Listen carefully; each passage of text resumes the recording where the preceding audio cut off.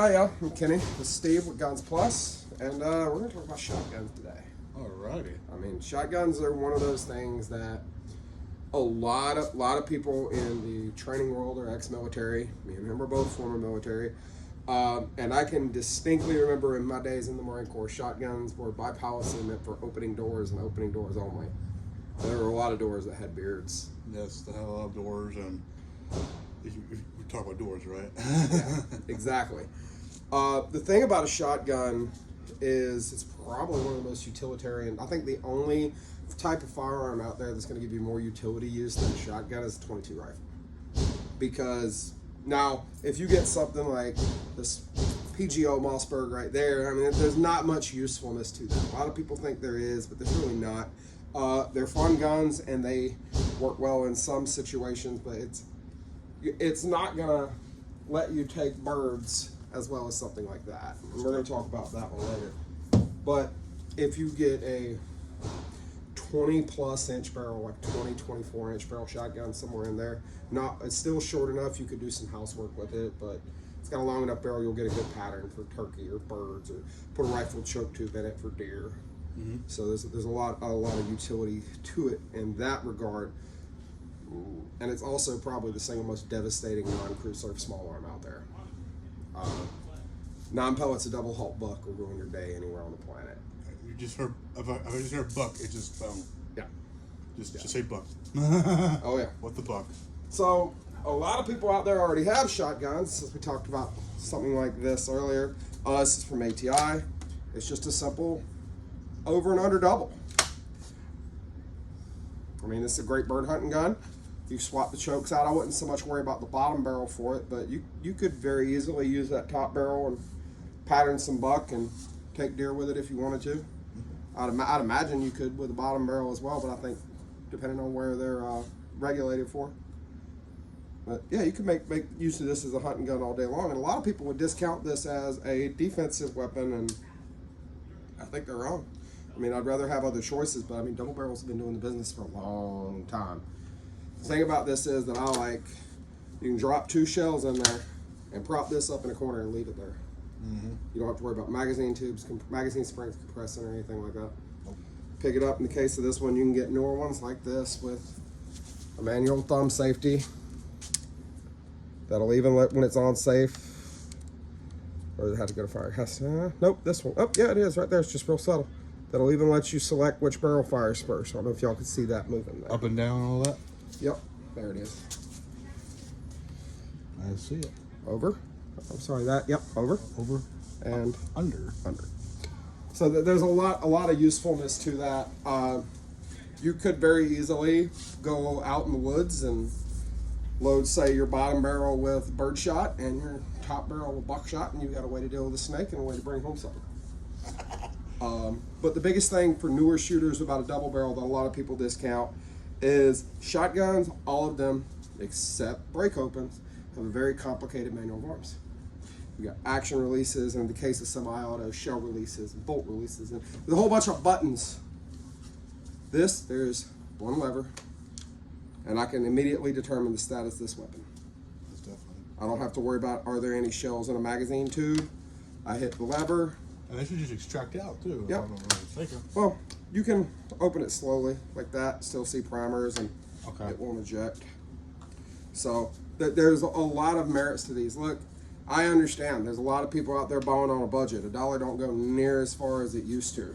Mine don't neither. So hell, I had a pipe in my wheelhouse break last night, so I'm about to be quite a few less of them. So I understand the balling on the budget types. And if your granddaddy left you one of these and that's the only firearm you own, hey, that's still useful. Maybe if you live in a place that's not as Second Amendment friendly as where we are in North Carolina. Yeah, with the free stages. There's no magazine on this gun. There's no pistol grip on this gun. There's no muzzle device on this gun. Safe to say you could have one of these legally just about anywhere. Even in the UK, you can get a firearms license that covers a double barrel. Yeah, I mean, I think those laws are less than ideal. Is that the nicest way to say that? No. Less than ideal? I think it's the most polite way to say it. Okay, good. I'm getting better. No, you do a good job. But But yeah, you can have these in quite a few places. And one thing that a lot of people tend to forget as well, a lot of your stopping rifles for African big game that your PH would have in the event that Cape Buffalo that you took a shot at and maybe you didn't shoot as well as you thought you could, or you didn't bring enough gun, are doubles.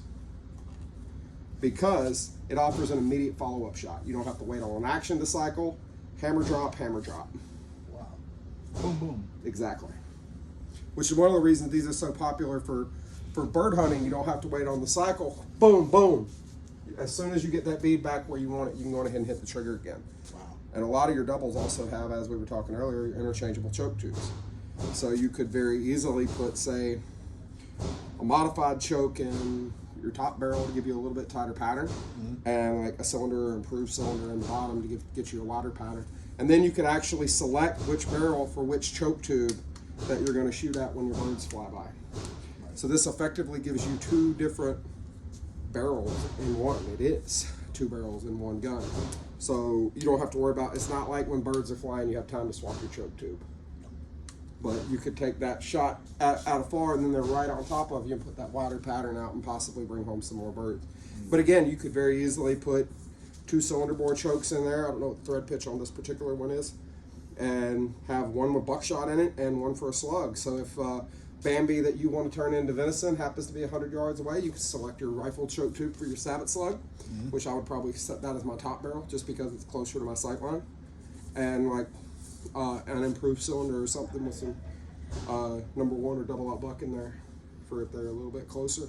Most definitely. So very, very useful hunting tool, but again, it's still a useful defensive tool. Louis Auerbach, South African firearms instructor, taught at gun sight under Jeff Cooper for forever. Unfortunately, no longer with us in this world. His truck gun was a double, and he always carried 2 shot shells on his belt because his theory was he could get those first 2 off, break it open, get to those, just drop them in, and have 2 more ready to go. So as far as shotguns go, a double is probably going to be about the quickest reload you can get, but that comes at a consequence. Only have 2 shots, and again, they're kind of light. I mean, that gun does not weigh much. I don't know if you messed that one yet. No, it just That's a 12. That's not the 20 that was out there the other week. Most definitely. Like, and it's not heavy at all. What's the downside of 12 gauge? It's lightweight. That gun would thump you a little bit. Yep. But if this is all you got, you can still fear no evil with it. Now, I can't count, being here in North Carolina, how many pickups have one of these in the back glass.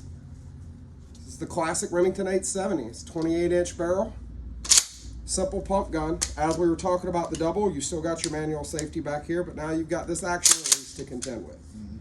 With a double, you just break it open, shove 2 shells in it, close it up. With a pump gun, you load your magazine tube, or you can port load, and then load your magazine tube. But with a pump, you can't baby it. I mean, you can baby that double and it's going to work just fine. With this one, you've got to really run that action hard. Otherwise, you're going to have all kinds of feed problems. And that's not an 870 problem. That's a pump shotgun problem. Have you ever had a double feed in a pump gun? I have actually. It's a pain in the ass. Yeah, it's dangerous too. So I'll take caution, folks. So when you're running a pump gun, all the way back, all the way forward, and don't be gentle about it. So this particular one is going to be 4+1. Now, to bird hunt with it legally, you'd have to plug it, right? So otherwise, if you got the capability of putting more than 3 shells in a shotgun, you're bird hunting with green jeans is going to want to have a conversation with you. It's going to be incredibly expensive and probably come with new address and jewelry. Of all the law enforcement agencies out there, I think I'd rather tangle with a game warden less than anybody. They're no joke. They're good at what they do, but they're definitely not the ones you want to run afoul of. So with this, you can plug it and use it for migratory birds. With the longer barrels in the Remingtons, you can still use your choke tubes. So you could set this up and tailor it for, you can put an extra full in there for turkeys, a modified or a full in there for waterfowl at longer range. So improved cylinder for buck and foster or Brennicky slugs, and a rifle choke tube for rifle slugs. So you can do a lot with this gun. And from a defensive perspective, all right, you could put an incredibly long magazine tube on here. And now, yes, that would mean you'd have to clamp it in at least one place, preferably 2, with one this long if you go to flush with the muzzle or close to it. That's a lot of hurt. I think is this 28? I'm pretty sure it's a 28. It's not marked on the barrel, but I'm pretty sure it's a 28. With a 28-inch gun, you can actually get a 10-shot magazine too for it. So 10 shots plus one chamber. Plus one in the chamber. 11. And if it's 26, you can still get a +5, which is a 9-shot plus one in the chamber. And 10 rounds of buck, that's artillery inside your house. Yeah. If I'll be straight up and say, I mean, he's known me for a very long time. I'm all about more bullets. But if I'm running into a problem that I can't solve with 11 rounds of 12 gauge, I should have am-sprayed a long time ago. Yeah, I would check on yourselves. Yeah. But 870 is a very, very slick action. Be willing to bet the law enforcement, matter of fact, I know with your law enforcement, these are very popular, and you're more like, if you see an agency issuing shotguns, you are more likely to find a Remington 870 in their cars than Yeah, the anything squad else. car is right in the middle right there. Yep. Timeless shotgun. They've been around for about 70 years. This is the iconic American pump shotgun. Now, you don't have to stay with these longer barrels, but if that's what you got, anything that'll work on your shorter, like patrol type 870s will work on this gun. Now, you might have to change the forend if you want to go to like 6 or 8 round side saddles or something like that. You could put different stocks on there. You could put Surefire or Streamlight lighted forends, which for a defensive shotgun I think is a requirement to have a white light on there. Not necessarily those, but have a white light on it. As far as shotguns go, there's more aftermarket support for this gun than anything out there. And I'm a pretty big guy, so the full length 870 stock fits me fine. But you can find youth stocks for them too, for those who want the shorter length or smaller people. So, but yeah, there's a lot you can do with these guns. Remington does all kinds of barrels. I really like their 20-inch barrels with the open rifle sights on. The smoothbore. You can find them slug barrels all day long with rifling, but I'm kind of partial to the Smoothbore. The smoothbore. Yeah, so I can still run buck out of it. But nonetheless, these things they work very, very well, and there's a bajillion of them. If you don't want to modify your shotgun from your hunting perspective, that's totally okay. 3 rounds of buck is still a pretty bad day, and you can actually port load them pretty quick. Truth be told, if you want a 4-man side saddle, you would have to cut out some of this wood, but you could very easily slap some hook Velcro on this side, and then put some loop Velcro stick on one of those elastic 5-round shot shell holders for the butt stock at Walmart, and cut the edge of it off. I've actually got that set up on my 870 at the house. Wow. So, yeah, and you could have that set up when you go hunting, just rip. You're good, you got nothing to worry about. You still got just 3 rounds in the gun. So, even if you want to leave it plugged for hunting, you can still make this work very, very efficiently for a defensive gun. I mean, there's not really that much else to say about the 870. That's a beautiful gun. Oh yeah, they are. The new ones aren't what the old ones were. I think they make more shorter barrels, don't they? Yeah. More than the long barrels? They do. The old pre-2000 870s, before Freedom Group bought out Remington, oh man, you ain't felt a smooth pump shotgun until you work one of those. You get like a Wingmaster from the 60s or 70s. Amazing. That's like a thing of beauty. Matter of fact, my pump shotgun was my first pump shotgun was one of these. That's what I have right now. Maverick 500. Mossberg 500. Yep. Mine was the Persuader. It had the vertical pistol grip. But I think the butt stock right here. Oh yeah. It's just so comfortable. I agree. And I don't have this. I don't have the heat shield. The heat shield I don't shroud. necessarily like the heat shield. I don't really like it either because it's kind of protruding the bead anyway. Yeah. Not protruding, but you know. Well, one of my favorite additions to a shotgun, it's from a company called CDM Gear, but it's a barrel and magazine tube clamp. It has a pick rail offset, and I'll put a TLR one on it. That's what's on my 870 at the house. And that just wouldn't work on one of these with a heat shield on it. Right. So, but, I mean, you could still use your, matter of fact, I think we've got Streamlight for this gun. Yeah. I'm pretty sure we do in that cabinet back there. So the Mossberg, and you can get these longer barrel or with shorter barrel like this here. I think that's 18.5, right? Yeah, 18.5. Now, me personally, as classic as the 870 is, this is my preference in a pump gun, even though I don't have one anymore. That's why I like to use that for self-defense. Yep. Yeah, I like the side ones. Yeah, you're absolutely right. That's why I want the Maverick 88. Yep. So what he just mentioned there, the Maverick 88 is mechanically identical to this gun. It's a more economy-minded Mossberg 500. Is that a nice way to say it? What's that? But as he mentioned, it's got a crossbolt safety like the 870. Now with a Mossberg, I'm not partial to a pistol grip stock.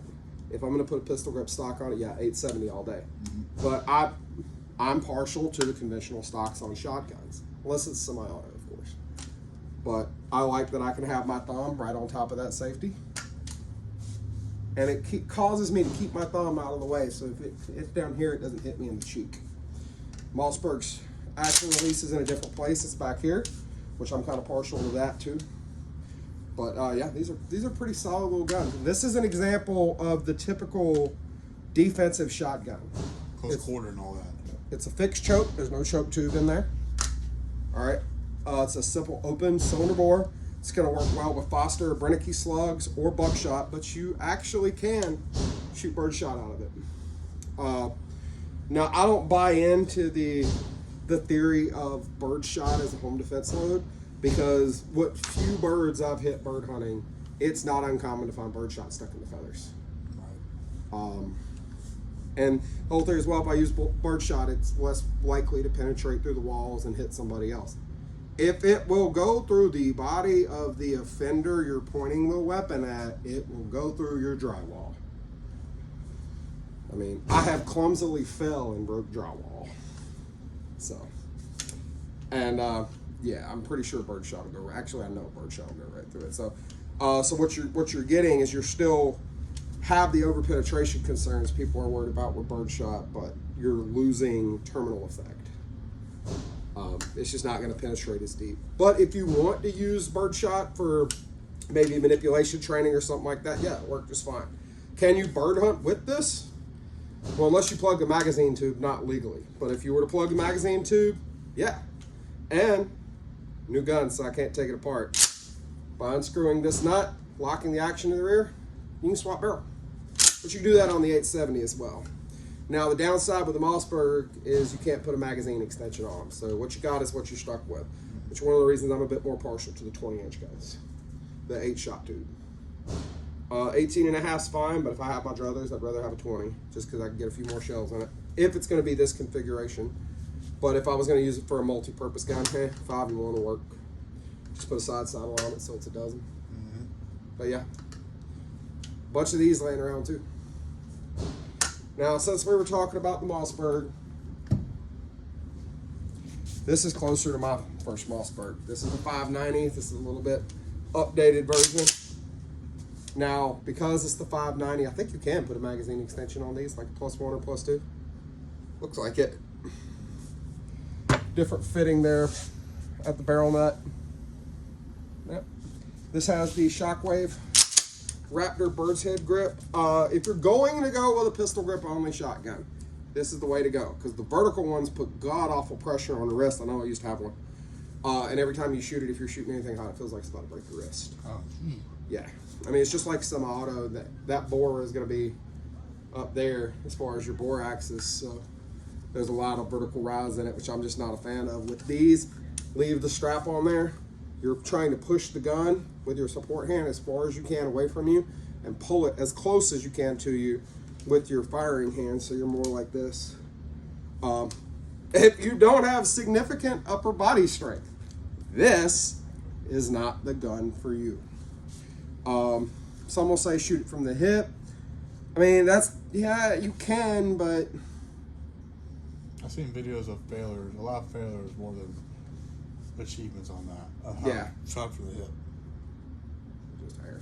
This way, just higher. You're about off camera. There you go. But no, this works fine at across the bedroom, but down the hall, I wouldn't bet on it. And it's still going to require a lot of training. Get it up in your sight line and just use good upper body strength. And if you don't have that last one, this one ain't for you. Would I own one? Yeah, for some of my security work that I've done, I could see it being useful. Like the true Shockwave with the 14-inch barrel, which is still legally just a firearm. It's not a AOW because it's over 26 inches in overall length, but it's never been fitted with a stock, so legally it's not a long gun either. So that's how they get away. Yep, it's another. That's how they get away with that, with the Shockwave. Yeah. This has the full 18.5-inch barrel, but you could make it work with any other different forms of shotgun. It is also important to leave that strap on there. All right, because that is what when this thing recoils, that is what keeps you from getting your hand up in here. And if you work the action and you slip wet hands or whatever, you don't want your hand anywhere near the muzzle. Even if you don't, like getting your fingers in front of a shotgun muzzle is an easy way to get diagnosed with a medical condition known as disappearing finger syndrome. And you don't even have to get hit by the pellets. I mean, the muzzle blast will do that alone. So this is not a gun for everybody, but if you have certain niche roles, or maybe you live in like a really, really small place, and being able to maneuver the weapon and store it out of sight and out of mind of prying eyes is a real concern, then I could see this being useful. But for general use, give me a stock. Matter of fact, for general defensive use, give me that. Yeah, well, so it's just the Shockwave. This is probably the Cadillac shotgun in here. Tiffany, Cadillac. Yeah. Actually, no, it's Italian. This is the Maserati. Okay. This is the Beretta 1301 Tactical. Now, you do have your choke tube system in there, but I don't have a choke tube in there. Don't ever shoot a shotgun without a choke tube in it if it's threaded for one. It's the easy way to damage your barrel. What I have, this thing's so cool. All of us were gawking at this thing when it came in. Now, if you're going to use your firearm in the house as a home defense weapon, and I certainly hope you never have to touch a round off in your house, but if you do, quieter is better. So that is just a muzzle attachment that threads in there. I forget who made it. No country for old man. Yeah. But you can, in fact, suppress your shotgun. Who made this one? It's the JK Versax, JK 195 Versax, JK armament. And that is a 12 gauge suppressor. So you can suppress it. And truth be told, if you could find that muzzle device for the thread pitch in your shotgun, you can suppress your shotgun too. And if you come see us, we can help you all the way through the NFA process. Now, with a semi-automatic shotgun, you've got a couple of things to think about. Yes, it will cycle just as fast as you can pull the trigger, but you've got to give it a good foundation. I mean, you've got to really lean into them.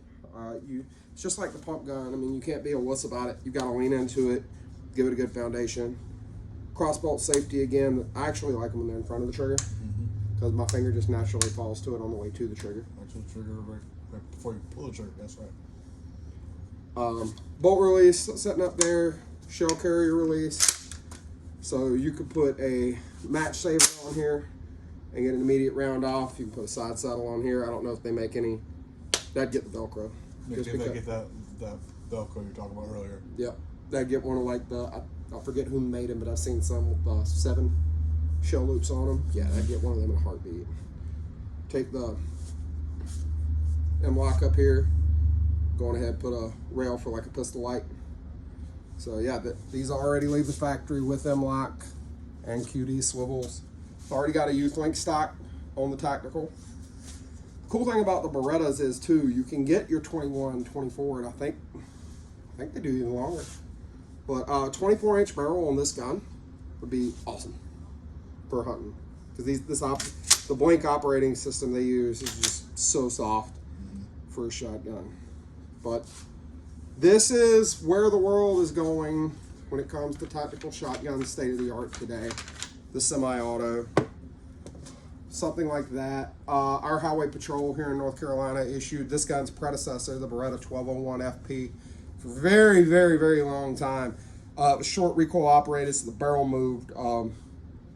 I've shot one. They will rattle your teeth out of your head. Great shotgun, but they kick like a Jersey mule, man. I would love to see law enforcement embrace this Beretta 1301. It's every bit of Benelli functionality for not Benelli money. And they're just great little shotguns. And it's not heavy. Like, I know y'all can't feel it on camera, but I mean, that is not a heavy gun. No, it's not. Even with the can on it, there's nothing to it, it feels like. The can's an extra, what, 2 pounds, 3 pounds? If that. Pound. Yeah, pound and a half tops. Yeah. But I don't know. Still, it's so light and like But with lightness, you gotta have some good real estate when you're holding it. Oh yeah, between Beretta and JK Armament, I don't know how they did it, but that gun's balance just barely changes when you put the can on it. Yep. Like it's still just as lively as it is without it. So with shotguns, there's a couple of things that all of these guns have in common, both good and bad. And the first one is you can shoot all different. Well, before I go that far, I should say with a semi-automatic shotgun, it's not going to be as utilitarian as a double or a pump or anything like that, because you've got to have a certain velocity and a certain shot payload. You got to get enough gas pressure or enough recoil forces to cycle the action. With a pump gun, as long as you're physically strong enough to run that action all the way to the rear and shove it forward till it locks, you have nothing to worry about. With a double, if you are capable of shoving that action open, the damn ejectors don't even need to work. My grandpa had an Ivor Johnson 410 that the ejector died on. He never worried about it. He carried his pocket knife. When he'd shoot it, he'd pull his pocket knife out, open his pocket knife up, pluck the shell out. So with those, as long as you can get the shell out, you can keep a break open gun running. That is not true with semi-auto. Right. If you're really concerned about over penetration, you'll like this, because I know you use a shotgun for a house gun. I had a buddy, when he lived in an apartment, his house gun load in his 870 was rubber buckshot. Oh, just a spoon. Oh no, at close range, inside 10, 15 feet, it behaves like normal buckshot. But if it goes through a wall, all it's going to do is sting. That's what I'm saying, like scattered. Yeah. Just like a rocket troll. Exactly. Like a Claymore or whatever. Across this room, I mean, it's going to penetrate. It's not going to penetrate like lead shot will, but it's going to penetrate into meat. Mm-hmm. He used that and rubber slugs. I think they were from Vioki. So he didn't have near as much to worry about from over penetration, but it was still valid as a defensive load kind of thing for his purposes at the time. Now he wrote bail bonds at the time, so as soon before he walked out of the house, he kicked all the rubber shit out and put lead in there. Mm-hmm. But for inside the apartment, to get someone banging on the door at 2 a.m, you look through the peephole and they're armed and trying to kick the door off the hinges. If they come inside, he'd still ruin their day at really close range. Mm-hmm. Your semi-automatic shotguns aren't going to cycle your less lethal stuff like that. That is, and you see a lot of less lethal munitions coming into the law enforcement shotgun world. It really started with beanbags, and now you've got like rubber buck, rubber slug, ferret rounds, like smaller versions of the wall penetrators for CS, for the 37 and 40 millimeter stuff. You see a lot. One that really hurts is called a HKI, a hydrokinetic impact bag. It's a paintball wrapped up in the casing of a freaking beanbag round. They hurt like you wouldn't believe. Yeah, I've been hit with one. It's not fun. If someone offers to do that to me again, well, let's just say things are going to go to 11 real quick. Right. Those things hurt. But yeah, you can absolutely use less than lethal stuff in your shotguns. There's some like rubber star rounds. I know a few people in farm country that use those to run off predators and things like that. If the local game warden would be less than thrilled about you actually taking one permanently, they'll like bounce one of those off their hindquarters to put them on the run. And then they can go back and find it. A lot of these guys that are doing that reload their own shells, so they'll go find it. Because it's like bright orange or whatever. They can find it in their hayfield and reload it. Right. So there's all manner of less than lethal rounds out there for the shotgun. But in the early 2000s, late 90s, they were really starting to become common, and a lot of law enforcement were carrying them. So Benelli, known for semi-automatic shotguns, did what's called the M3, which is a convertible. It's like, think of it as a SPOS 12 that actually works. A little ring on the front, you can turn, run it as a pump or a typical inertia-operated semi-auto. So these shotgun manufacturers know that. They know that with these lower velocity ammunition, such as your less lethal, low brass birdshot, some of, not all, but some of your older reduced recoil buckshot loads, they know that won't cycle in their guns. Fortunately, most of them are nice enough to tell you in the owner's manual. But so if you're going to run a semi-auto, you're going to have to run the high test stuff if you want it to cycle. That's just part of it. But if you want to run a pump gun, sky's the limit. Do you want to run little short mini shells? You do have to be careful with those because they don't always like to function through the magazine, eject, extract, and feed properly. Mossberg actually goes so far as to have their S series of guns that are set up from the factory for short shells. There are some adapters you can get for like Kel-Tec shotguns and stuff like that to run them to help them feed more reliably.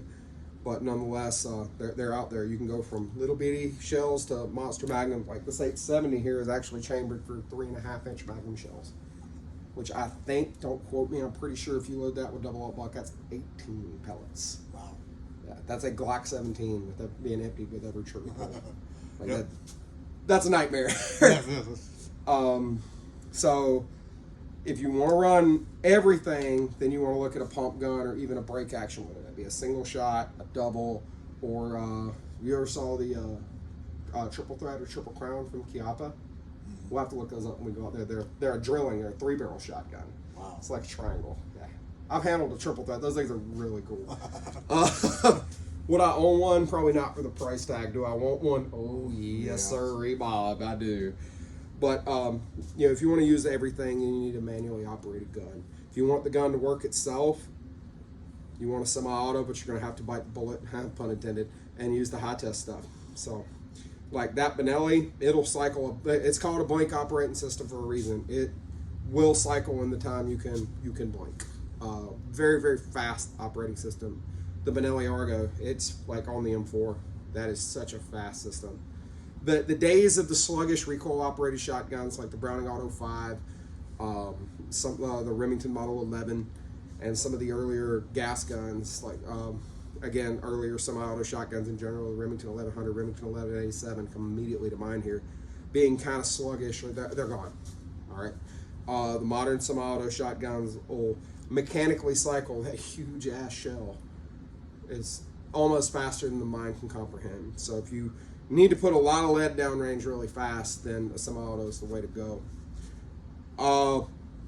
I happen to know that if you wanted to take a closer look, because there's certain things we can't say on YouTube, but if you want to come look at these shotguns with your hands, I might know a place if you're local to the Spring Lake, Fort Bragg, Fort Liberty now, Fayetteville area where you can come get your hands on these particular shotguns.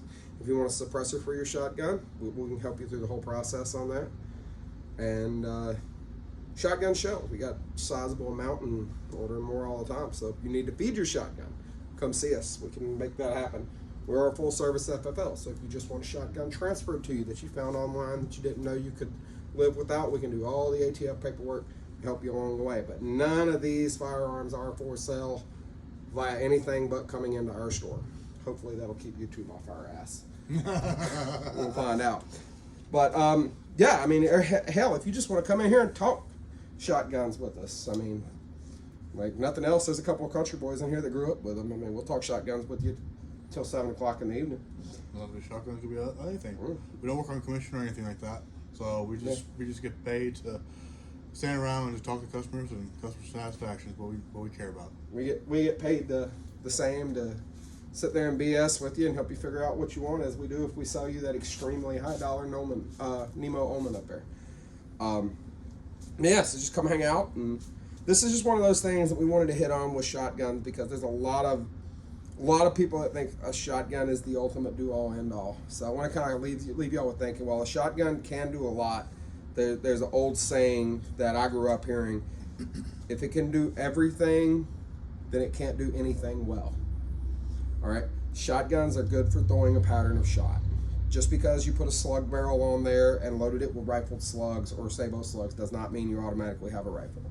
You're still going to be limited in range, right? Just because you've got all the power of buck doesn't mean that you don't have to contend for some issues. Yes, you still have to you still have to aim a shotgun. I guess you could name your shotgun too. You could do that. Yeah. I mean, but you still have to aim it. The whole theory about you just point the shotgun out there and hit them with a wall of lead, that's probably one of the biggest crocs of BS on the market.